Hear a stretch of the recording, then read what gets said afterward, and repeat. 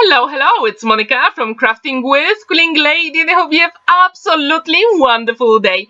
In today's video, I'm going to show you how to create very quick and unusual butterfly wedding invitation. I really hope you'll feel inspired either to create very special wedding card or wedding anniversary project with me. For my card today, I'm going to use Exquisite butterfly cutting die from Crafter's Companion. With the biggest butterfly, I'm going to fold 300 GSM white stamping cut in half and create myself a card base. Then I'm going to die cut the smaller butterfly, and also with the smaller butterfly and the lacy element, I'm going to use gold mirror cut for extra interest. And now when we've got all those elements ready, I thought at this point I really like white and gold together, but let's add a little bit more interest to the entire wedding invitation. So what I did, I actually used stencil from Crafter's Companion called Scattered Dots, and I'm going to use VersaMark ink, which is clear transparent, and I'm going to add some gold embossing powder, my totally favorite one. And at this point I thought I like it so far, but let's add even more interest, and I'm going to use two distress oxide inks in Kitsch Flamingo and picked raspberry. And my goal for this year is to hit 500 subscribers on my channel. So if you're a returning subscriber, thank you so much. If you're new to the channel, please hit that subscribe button and notification bell, because every Monday and Thursday I've got videos on my channel, and every single new subscriber is like a little dance for me. So thank you so much if you're already subscribed. And I do wonder, what do you think about the color palette for this wedding invitation with some gold, white and also pink? Have you ever seen a card for a wedding in these colors, or do you prefer a different one? Please let me know in the comments down below.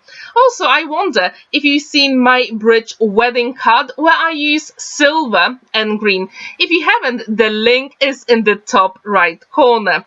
I also created white and gold wedding card, so if you haven't seen that one, the link is in the top right corner as well. So now it is time to use our ink blending, and I'm going to use my ink blending tool. Super quick, easy, and whenever you do any ink blending, I do encourage you to use at least two different colors, because this way your project will be more organic and special, because we're going to have some darker and lighter colors, and that's what really makes our projects to stand out.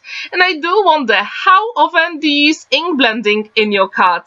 Please let me know in the comments down below. Now I'm going to use old piece of cloth, and I'm going to actually erase some of the ink from the embossed elements. And this is very crucial, because that makes all those dots pop. Now it is time to assemble the elements together, and I'm going to use my one and only liquid glue, magic glue, to assemble all those elements. So as you can see, the card is very quick to create, especially when you create wedding invitations. First, I do encourage you to die cut all those elements, then do some heat embossing, then ink blending, and actually this card will come in no time together. When this is ready, it is time to actually put our panel on the card base. And again, I'm going to use my one and only liquid glue, magic glue, because it is book binding glue, and it gives me time to maneuver all those elements if I make a mistake. Now I'm going to use Tonic Studio labels, and I'm actually going to create a date for the wedding. So off camera, I actually printed on 160 GSM the date of the wedding. I die cut it with that label from Tonic Studio, and now I'm going to use Tattered LAce elegant alphabet cutting die, and also those XCut hearts. I really like those, and I thought they would be perfect for a wedding invitation.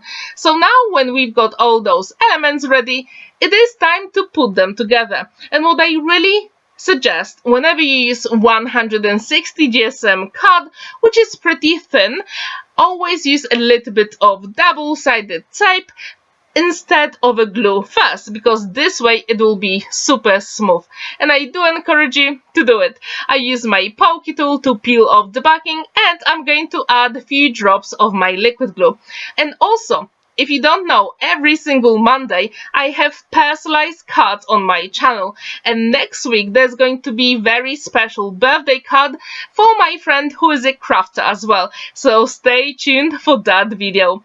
Now I'm going to add Kitsch Flamingo on the edges of the hearts, and that will make those elements very special. And now it is time to put the letters of the initials of the bride and groom. As you can see, I'm getting rid of the excess of the glue on my palm, and I do encourage you to do the same. I really don't mind.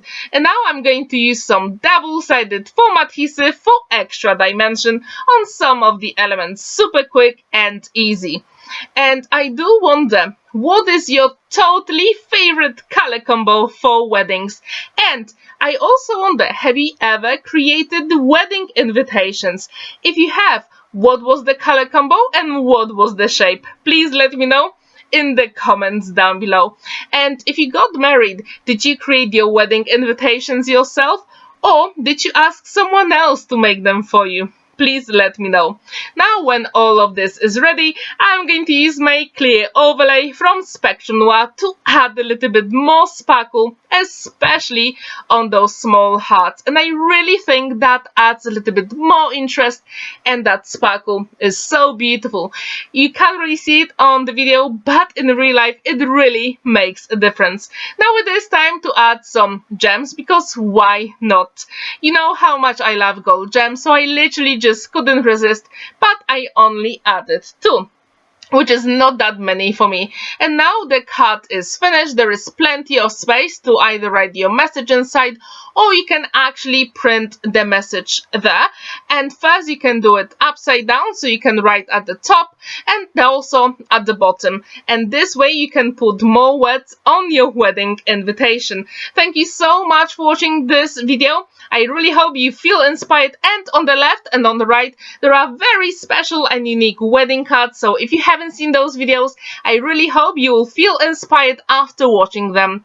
Thank you so much and have a great day. Happy crafting!